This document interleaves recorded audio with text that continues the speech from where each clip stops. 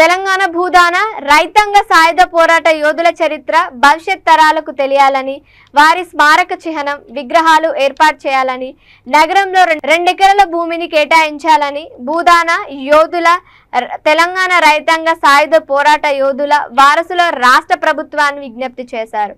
వారి చరిత్రలను పాఠ్య పుస్తకాల్లో చేర్చాలని విజ్ఞప్తి చేశారు.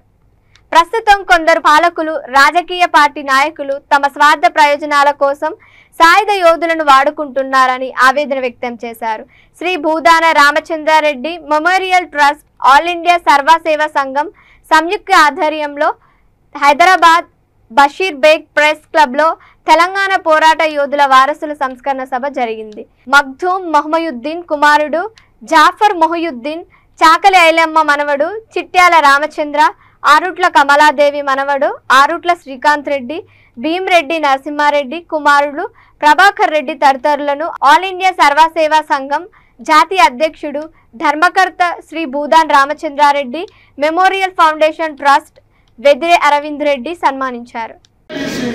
ఓడిద్దాం బీసీ వ్యతిరేక బీజేపీని, ఓడిద్దాం బీసీ వ్యతిరేక బీజేపీని, బీసీల ఆకాంక్షలు నెరవేర్చే ఇండియా కూటమి, బీసీల ఐక్యత, बीजेपी हटाओ, बीसी को बचाओ, बीजेपी हटाओ, बीसी के बचाओ, बीजेपी हटाओ, बीसी के बचाओ, बीसी कुलाल ऐक्यता, बीसी कुलाल ऐक्यता, जय ओबीसी, जय ओबीसी, जय ओबीसी, जय ओबीसी. వ్యాప్తంగా లోక్సభ ఎన్నికలు జరుగుతున్నాయి. ఈ లోక్సభ ఎన్నికల్లో ఇప్పుడు దేశంలో 2 కూటముల మధ్యన పోటీ నెలకొన్నది. 2 కూటములు తలపడుతున్నాయి.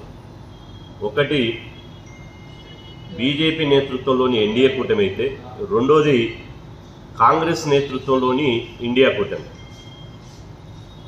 ఈ ఎన్డీఏ కూటమి ఇండియా కూటమి జరుగుతున్నటువంటి ఈ ఎన్నికల లోపల ఈరోజు బీసీలుగా ఈ ఎన్నికల్లో ఎవరికి అండగా నిలబడాలి, ఏ కూటమి గెలిస్తే ఏ కూటమి ఢిల్లీ పీఠ మీద కూర్చుంటే బీసీలకు న్యాయం జరుగుతుంది, దేశంలో ఉన్నటువంటి 70 కోట్ల మంది బీసీల ఆకాంక్షలు ఇలా 70 కోట్ల మంది బీసీల డిమాండ్లు నెరవేరుతాయనే విషయం మీద మేము గతంలోనే అఖిల భారత జాతీయ అధ్యక్షుడు జస్టిస్ ఈశ్వరయ్య గారి నేతృత్వంలో ఢిల్లీలో నీ ఎంగిలి మెతుకులు మాకు అవసరం లేదు, నీ ప్రభుత్వాన్ని కూల్చి నీ ప్రభుత్వాన్ని గద్దదించి మా బీసీల ఆకాంక్షలు నెరవేర్చేటువంటి పార్టీ కేంద్రంలో ఉండాలి.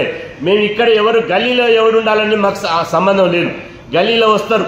అగ్రకుల రిజర్వేషన్లు పెట్టినప్పుడు ఈ బీజేపీ పార్టీ ఉన్నటువంటి ఓబీసీ ఎంపీలు అగ్రకుల ఈడబ్ల్యూఎస్ రిజర్వేషన్లకు జేకొచ్చారు.